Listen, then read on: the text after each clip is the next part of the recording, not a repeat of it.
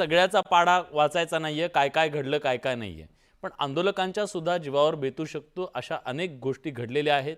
त्या गोष्टी घडणं हे त्या रोखणं कुणाची तरी जबाबदारी असेल ना. कुणाची म्हणून तर जबाबदारी नाहीये.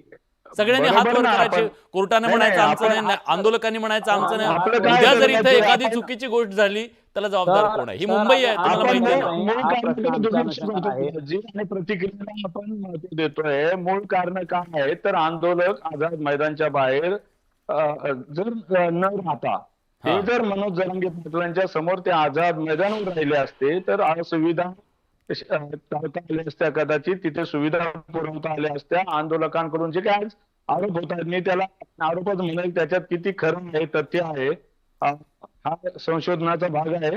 हे सरळ कळलं असतं. एक्झॅक्टली मात्र ज्या एक्झॅक्टली मी पद्धतीने मी फक्त पटकन विचारतो. अजून एक तुमचे सहकारी आहेत अजित चव्हाण, लोकांनी मला त्यांना विचारू द्या. अजितराव तुम्हाला अंदाज आला नाही का हो? बघितलंय हे एवढ्या मोठ्या संख्येने आंदोलक इथे येऊ शकतात आणि आपल्याला काय परिस्थितीला सामोरं जाऊ लागू शकतं. खरं तर इंटेलिजन्स असतं ना इथं. नाही, निश्चित या सगळ्या परिस्थितीचा अंदाज पोलिसांना आहे. पोलिसांनी या आंदोलकांच्या सहकार्यानं ही परिस्थिती नियंत्रणात ठेवलेली आहे. विलासजी, एक गोष्ट लक्षात घ्या आपण की दक्षिण मुंबईमध्ये इतक्या मोठ्या प्रमाणावरती लोक येणं हे तो भौगोलिक दृष्ट्या तिथं आपल्याला जागेची मर्यादा आहे, छोटी जागा आहे. त्यामुळे निश्चितपणे ज्या पद्धतीनं हे सगळं कंट्रोल केलं जातंय, एक दोन बघा ठीक आहे, एक दोन तिथे घटना घडतील हे स्वाभाविक आहे, कारण प्रचंड मोठ्या प्रमाणावरती लोक आलेले आहेत. पण प्रशासनाला हे माहिती होतं. ते आंदोलन जर आपण यावेळेला नाकारलं असतं, जसं आता संजू भाऊ म्हणतायत तसं की शांततेनं मोर्चे झाले, लाखांचे मोर्चे झाले, सगळ्या गोष्टी झाल्या, पण मग ते मुंबईत यायला थांबवलं असतं तरी देखील उद्रेक झाला असता. विलासजी, आपण सगळे मिळून आता फक्त माझं एकच आव्हान असेल की या सगळ्यामधनं मराठा समाजाला टिकणारं आरक्षण ही जी मागणी आहे ते असं लगेच इन्स्टंट नाही ना होणार.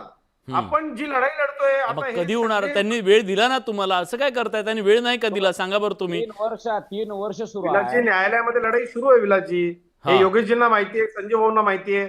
आम्ही सगळे पहिल्या दिवसापासून काय म्हणतोय तुम्हाला की ज्यांनी तुम्हाला दिलंय एक तर त्यांना शिव्या देऊ नका. त्यांना शिव्या घातल्या तर परत आम्ही समाजाची कामं घेऊन त्यांच्याचकडे कसं जाणार? आम्ही 2-2 वर्ष अगदी रस्ते अडवून आमच्या समाजाची कामं सगळी करून घेतली. माझं म्हणणं इतकंच आहे की ज्या पद्धतीनं आता आपण मागतो ना ते संविधानिक दृष्ट्या योग्य नाही ना.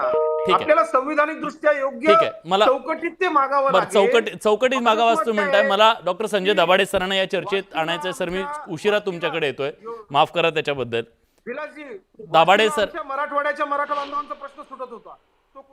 बरं ठीक आहे, आपण बोलू त्याच्याबद्दल. एक वेगळा मुद्दा आहे तो.